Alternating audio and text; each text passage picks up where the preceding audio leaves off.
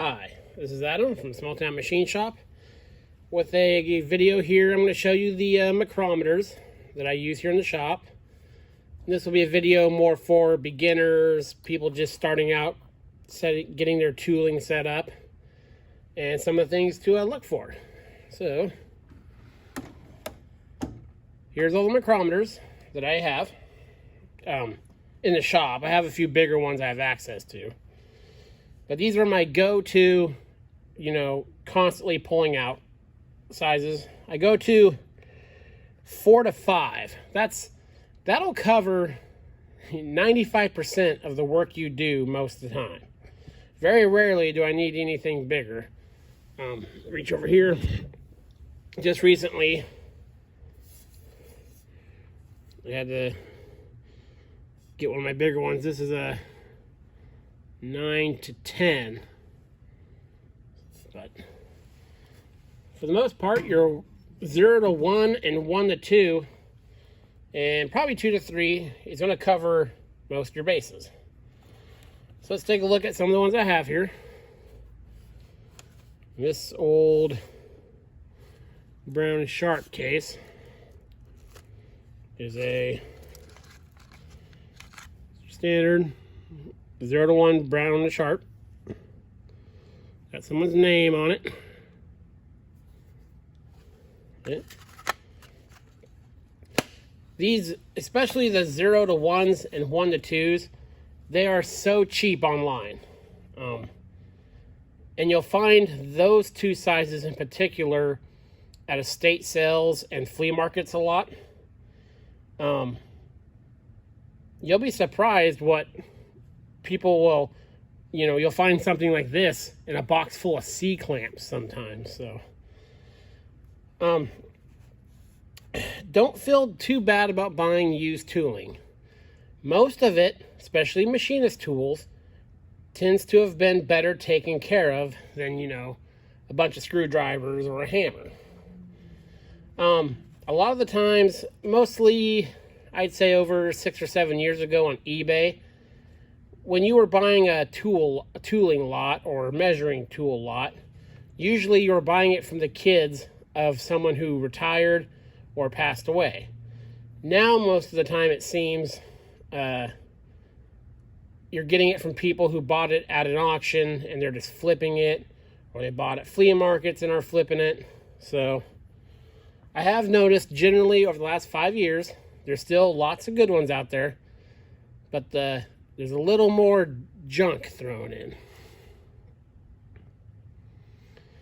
Okay, so there's that. This is my go-to 0 to 1, just exactly like the other one. With, again, another man's name on there. And I don't have a preference really for brand, from Brown & Sharp, Starrett,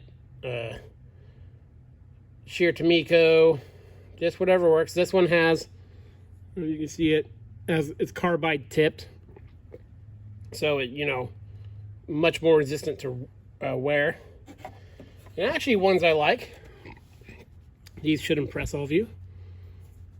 Only the finest comes from there. But this is actually pretty decent micrometer. What I like about it is a really stiff ratchet that it's about twice what a typical one is. Just to really sock down, and it's very accurate.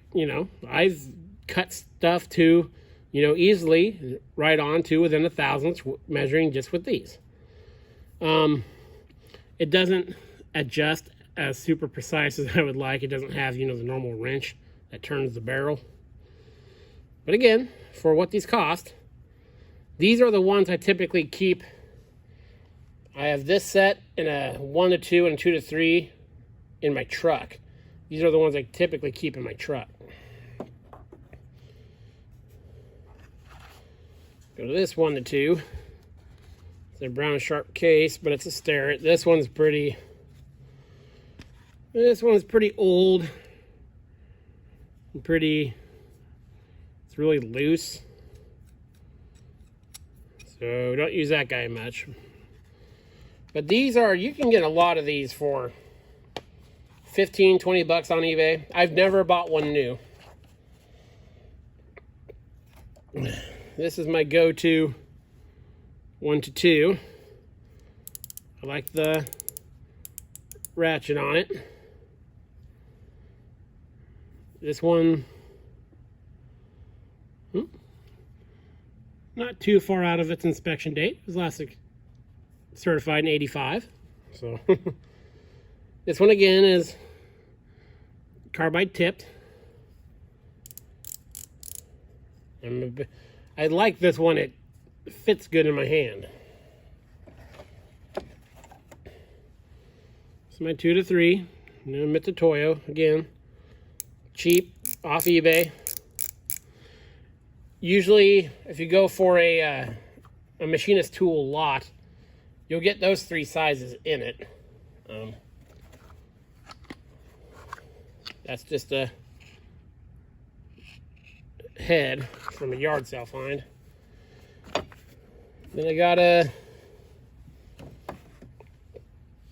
Lufkin 3 to 4. This one I had to do a lot of cleaning on, but I think I only paid like $3 for it.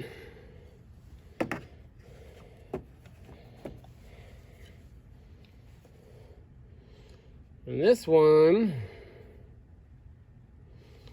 the Brown and Sharp 4 to 5. This one again was pretty rough. The ends, the anvil and the barrel were fine. Just the body itself needed a lot of cleanup. And you'll see these older style like this often on eBay or swap meets that's, you know, got some surface rust and stuff, but they clean up pretty good. Now what I will say, you know, I don't have a problem buying used micrometers and stuff, and you shouldn't either. Make sure you have good standards. All my standards, most of them I got new. They were, well, sealed, still in the waxy stuff off of eBay, I think it was. All name brand. This happened to be Mitutoyo's. But all my standards I bought new. That way I could, of course, check my old used micrometers, make sure they're still in spec. I like this type. They also make a round type. You usually see those in the 0 to 1 and 1 to 2 sizes. So make sure, if you're buying used micrometers, and even new ones, make sure you have a good set of standards. You know, really, I use them for checking, well, you saw them. I used them in the checking of the calipers, see how accurate they were, and they're just a must-have. And of course, a lot of the times when you buy used micrometers, the little wrenches are missing. But they're actually they're pretty universal. I mean, I'll say amongst the Brown and Sharps and Starretts I have, got 2 different kinds. This one has a end like that on it too. So when you're starting out new, you want to, you don't have to go overboard with buying all, because they're expensive when they're new. I'd get a couple smaller ones. I would start off with a 0 to 1, 1 to 2, 2 to 3, and get some standards. Hopefully they'll come with some standards. I don't know if I showed you. Sometimes the case will have a spot. This one had a round one in it. Come with that.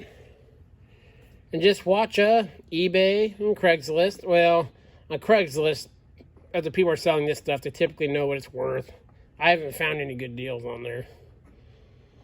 So yeah, that's the look of the micrometers I use in the shop. I'm going to do a few more videos in this series, just really basic tools to get you going. And again, show you don't have to spend $500, $600, $700 on a few things. When everything in this drawer, I probably paid $150 combined everything in here. You know, just watch for deals. I will say, sometimes when on eBay, when you're buying measuring tools by themselves, the ones that are sold individually tend to be better than the ones sold in a big group, because they've been bounced around in boxes probably, or someone bought them at an auction from a box. And but the ones sold individually, you know, the person knows what they have, and I've never been disappointed with something like that. So yeah, there's a look at that. And this is Adam from Small Town Machine Shop. Please comment, like, and subscribe, and thanks for watching.